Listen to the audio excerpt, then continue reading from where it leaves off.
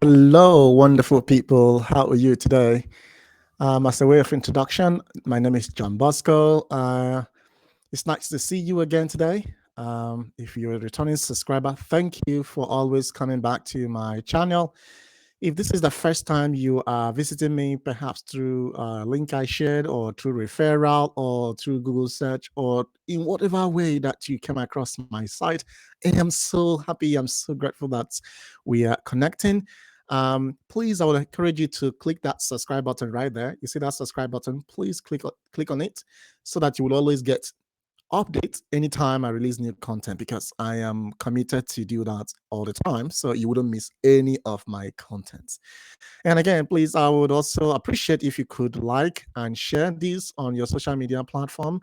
Tell your friends about I Need Scrum Master YouTube channel, and together we'll build this community of practice. Okay. And also, if you're looking for a place to get trained and get certified to become a Scrum Master, please visit my website, or you can connect with me and we can be able to talk more detail about that. All right. Thank you so much on that. So let's dive into the content of today. I have listened to a number of presentations. I also listened to Scrum Master talking about that their team is so boring. Have you heard about that? That Scrum team members are boring? Or that some team members are so quiet? You go to a meeting, is all about being official.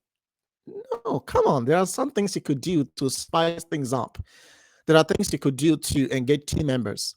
There are things you could do to get them talking. There are things you could do in order to make your meetings very, very collaborative.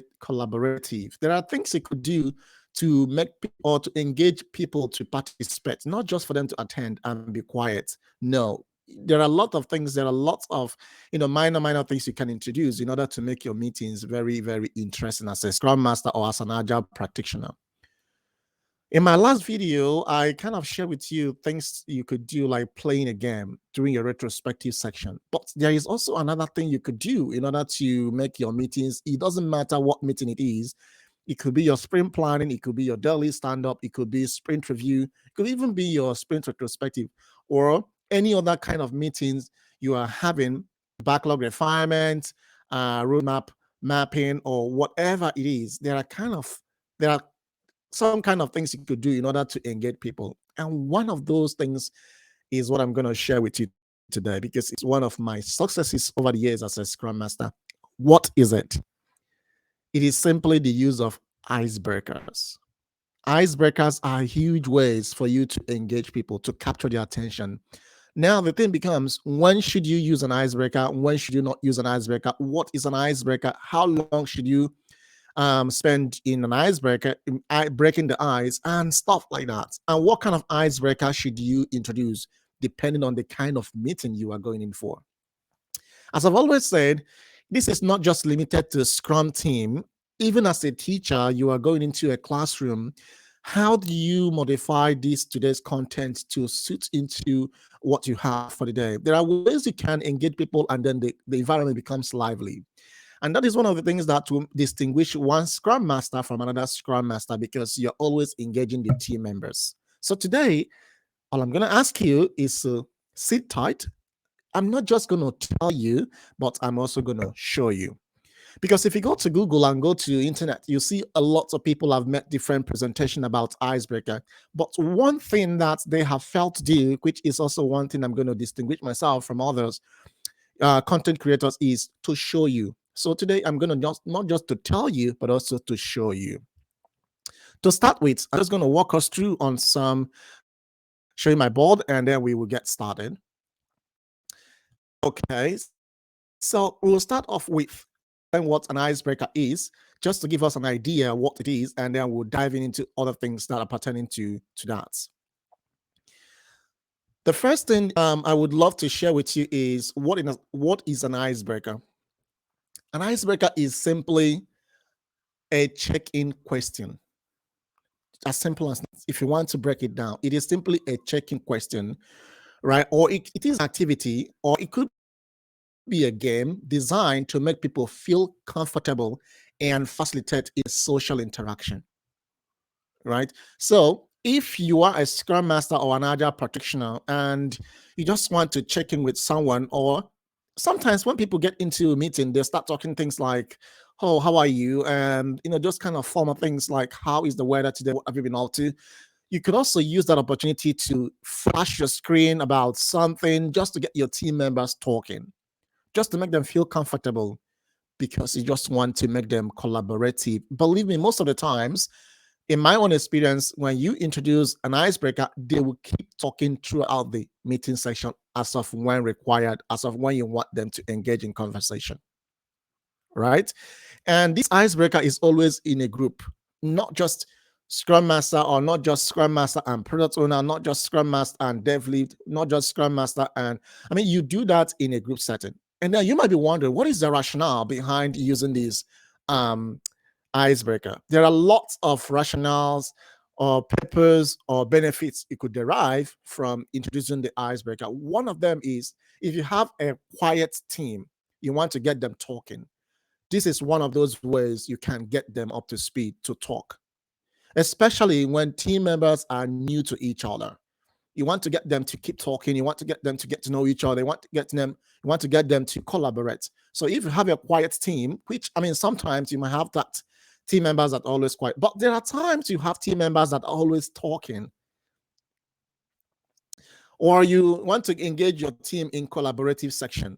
So this is one of those times, or one of those things you could introduce to get them collaborative. Or people are jumping from one meeting to the other. This, our brain, our human brain, is so designed in such a way that it needs a little bit time in order to transition to another kind of activity. So if you, for example, you are going to have your sprint planning or your sprint review, for example, and people are getting off from one meeting to the other, so how do you help them to transition from the previous meeting to that new meeting you're engaging them with? And using an icebreaker is one of those ways. You don't just want them to just attend and then they keep quiet. How would you want them to become an active participant, right? And then if you want to build your team dynamics and team composition, icebreakers are one of those. Now the question becomes, how long should an icebreaker be? Well, it depends on the kind of meeting you are having. Sometimes if I have a lot I would want to achieve in a meeting, I always have my icebreaker between the 3 minutes to 5 minutes. Okay. So it could be just flashing your screen just to ask a quiz or a question. It depends. Well, we'll go to that part later on this content. But what I'm trying to explain to us is, it's just to get people to talk. It's just about to build team. It's about transition, helping people to transition from one meeting to the other smoothly. So the duration depends. But in most cases, I always have my icebreaker between 3 to 5 minutes. Some people have their icebreakers up to 10 minutes, 15 minutes. That's okay if that is in alignment, or if that will help you to achieve the purpose of the meeting you are having at that point in time. Now, there are a couple of things you need to keep in mind when you are also organizing your icebreaker. The first is to have a clear goal. The clear goal means what you want to achieve. You need to identify what you want to achieve, and your icebreaker should be like a cooler factor for you to get to that point. So you don't want to introduce an icebreaker where it is kind of off or weird from what you're hoping to achieve for in that section, right? Are you hoping that people would use that opportunity to get to know each other? Are you building what is called team agreements? So by introducing an icebreaker that will help you in order to build on that is a good starting point. Are you hoping to inspire people? Are you hoping to engineer and inspire them to keep talking? What are you hoping to do? People to get to know each other. Is that your purpose? Are you hoping to inspire for collaboration? Are you hoping to engage them to collaborate with you as the speaker? What really are you hoping to achieve? And then your icebreaker should be very simple and it should be very purposeful. The simpler, the better. For me, that is the ideal. Then you should be very sensitive. Remember that you have people of different diverse cultural backgrounds on the call. So you don't want to offend some folks. You just want to make sure that you are in sync. Everybody is on the same line. So you need to keep that in mind. Now, not every time that icebreakers are good to use in a meeting. I have to emphasize that there are times when icebreakers are wonderful, wonderful thing to start off your meeting with. There are also times where icebreakers are not a good time to start your meeting with. Now, if you want to bring colleagues to work together on a project, I would say that icebreakers are good to start off that meeting section. And then if you have your team members that are distributed, what I mean by that people are working remotely, then I would say that icebreakers are a good way for you to engage them to talk and, for them to collaborate with you. So if you have your team members, most of the time, Scrum team members are distributed, or some people are working hybrid mode. Sometimes they're in the office, sometimes they are in, remotely. So, I mean, because of the nature and the use of technology, icebreaker, in my own opinion, helps to coordinate such environments. And icebreakers are also good thing to use when you realize that your team members are from different diverse cultural backgrounds, because you just want to understand their perspective. And now you are working as a team. And also, if you are going to have a workshop that requires participation, believe me, icebreaker is one way um, to start off that project. In my own opinion, having worked as a Scrum Master, or in my experience working as a Scrum Master, if I'm going to have a workshop session, for example, I have what is called a book club. So during that section, I start off my book club session by having by starting off our session with an icebreaker using a software called Slido. So I'm going to show you that later in this section. All right. And then what is the bad time for you not to use an icebreaker? When you are having a meeting with a client or customer for the very first time, I would discourage you, highly discourage you not to use an icebreaker. Reason being that you are not sure yet how this customer accepts or receives information. So you need to study people in order to introduce an icebreaker. You need to feel comfortable. People need to feel comfortable around you, because you don't want people, you would love to avoid miscommunication. So as a Scrum Master, you just want to be very polite, you want to be professional, and at the same time, you want to make sure that you are always a good bearer of your company organization. All right. Please, if this is, making sense to you, please, I would encourage you to like this section. Help me to reach a wider audience. Let us build this community. Like, share. If you would love to connect with me, I would highly encourage you, please connect with me on my Instagram. Subscribe right there. You see that subscribe button over there. Please click on it so that you will always get notification anytime I release new content. All right. So now, you remember initially when I started this conversation, I said one of the things that will make my own presentation or my own explanation different from others is I'm not just telling you, but I'm also going to show you. Right? There are lots of icebreaker, different types of icebreakers out there. I have used a number of them, and there are different ways and different icebreakers you can introduce. People used to have like questions, people used to have quizzes, people used to introduce a number of things. So on my screen right now, you can see if you go to, for example, teamretro.com, or you go to easyretro.io, or you go to slido.com, you can sign up. There are free templates you can modify, and you can use it for your team sections. So now I'm going to share my screen, and I'm going to walk us through on how we can use, for example, two of these resource materials you'll see on my board, and you see how it could work. Okay. So because I want this to be a very collaborative section, and I want to hear your thoughts. It is not just about me. I want us to make it very much conversational. Okay. All right. So I just wanted to make sure my board is set, and then we'll get started. Give me 1 second here. All right. So I'm hoping to bring up my board.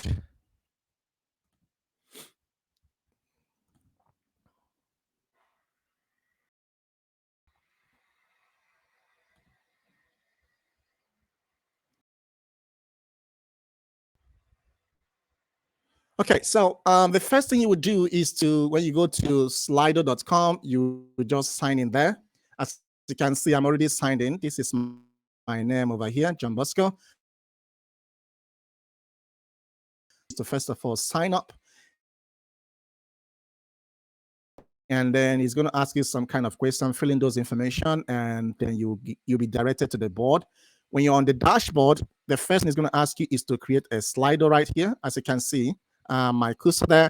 All you need to do is to click on Slido, and then you're gonna wait for. So I'm gonna wait, and then you got to put in the information right there. See, if you don't want to take that approach, you can always um, you can always scroll down. You can see on my on where my cursor is, browse templates. So on these templates, you can choose any that you want to use.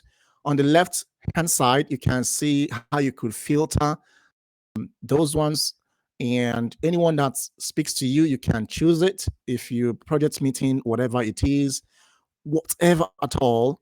If you want to engage your team on quiz, you can click on the quizzes. If you want to go for openers, as you can see, this is an opener, so it's going to populate a number of templates. All you need to do is to choose any one. So we're going to choose one right now, and just for the purpose of practice, let's just say you just want to get people to talk, and anything at all. So let's choose anyone. Let's just say we want to get them to, you want to know how they are feeling, right? So you need to click on that one, and you can say, and when you click on retro, as you can see, today's date, as I'm making today's content, is June 19, 2023, and it's going to end on I'm going to choose an end date for that. So I can choose June 20 or the same day, and it doesn't matter. So as soon as you're done, you just have to click on create Slido and just wait for it. And it's going to populate this to make sure that it captures all of that. So you can always modify all of this information you have right here. If that feels okay for you, or you need to do it a little bit for it to save. And when you are ready to start or to show what you have, all you need to do is to click on the activate and click on present. We got to wait a little bit for it to get us in. It's going to create like a QR or a pin where people can tap in, and then they'll get started. So now, as you can see on my screen, I'm just going to use my phone to join the board, and then you see how that is done. So now I'm going to click on, I'm going to get a QR code, and then I'm going to wait for my phone to slide over. So now I'm inside. So when people have gotten the QR code, or they can join using the pin, depending on what kind of device they're using. If they are using the on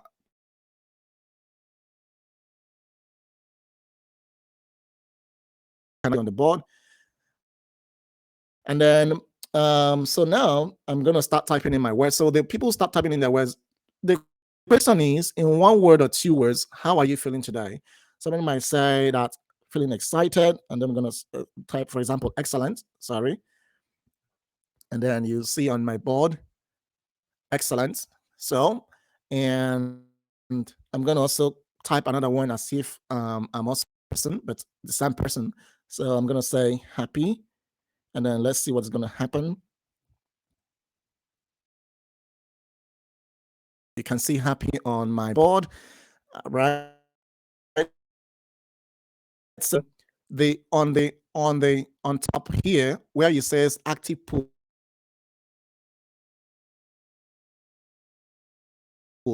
let's see what it's gonna say. All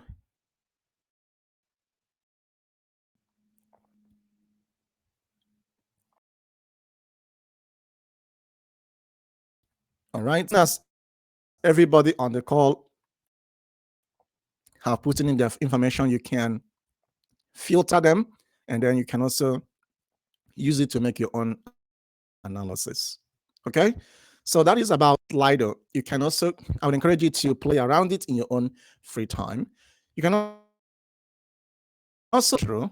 Team Retro is one of those ways or one of those softwares you can also use to build this icebreaker. As you can see, all you need to do is to go to teamretro.com and then you can also sign in. So for me, I'm already in. So you can choose what you want to do. Do you want to do a check-in, whatever you want to do, and then what is going to ask you a couple of questions. For example, it's going to say, "What are you hoping for today?" And you're going to click next, and then you're going to start your meeting, and then it's going to ask you, "What are you hoping for today?" So people are going to use these emojis to be able to show how they are feeling, whether they are liking whatever you want to do or how to express themselves. Then you can see the link here. You can share the link, and people can also join, and then you can get the conversation going. So that is about. I'm gonna stop sharing, and then that is about that. I don't know in your previous organization whether you have tried that. I want to hear what you think. I want to hear what you have tried before as an icebreaker. Some people use different techniques, right, to do that. Some people use different softwares or different um, platforms to break an ice.